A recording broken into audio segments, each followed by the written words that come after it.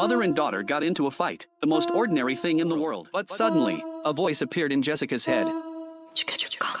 Those words snapped her back to reality. She knew she was possessed by an evil spirit, one that would willingly eliminate anyone she despised, completely beyond her control. If anything happened to her mom because of it, she'd never forgive herself. Jessica deadbolted her bedroom door, sealed every crack in the doorframe with tape, and shoved her dresser up against it as a barricade. Only then could she finally drift off to sleep. But when she woke up, she found herself lying in bed. The tape on the door was gone. A terrible feeling washed over her. She walked out trembling, stood at her mom's bedroom door, too afraid to go in. Finally, she worked up the nerve to pull it open,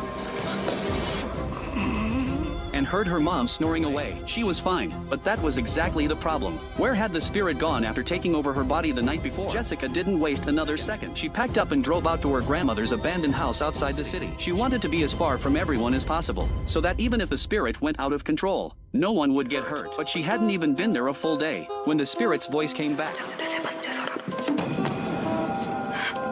Jessica opened it. Inside was nothing but an old film negative. She drove down to a photo development shop and waited over 2 hours for the prints. Most were ordinary snapshots from everyday life. A few were too blurry to make out, and one showed an ancient mural. She ran a reverse image search on it and found it depicted a hungry ghost, a figure from Buddhist tradition, cursed with insatiable greed, forever starving, never finding satisfaction. But even knowing all of that, Jessica still couldn't figure out why the spirit wanted her to find this photo. What she didn't know was, on the night the spirit took over her body, she had been at an engagement party, and at that very same moment, a popular influencer was found dead in the women's restroom nearby. The victim's eyes were bloodshot, no visible injuries on her body. The only thing missing was a designer handbag. Nothing else was taken. Professor Michael arrived to investigate, and based solely on the massive number of dead insects scattered across the floor, declared on the spot that a hungry ghost was responsible. The detective assigned to the case wasn't buying a word of it, and had him escorted out immediately. Before leaving, Michael issued a warning. The hungry ghost would keep claiming victims until its endless cravings were satisfied. More cases just like this were coming. The detective didn't believe it, but she ran a search through the department's database anyway, entering bloodshot eyes and theft. Over 100 cases came back. Every single victim, without exception,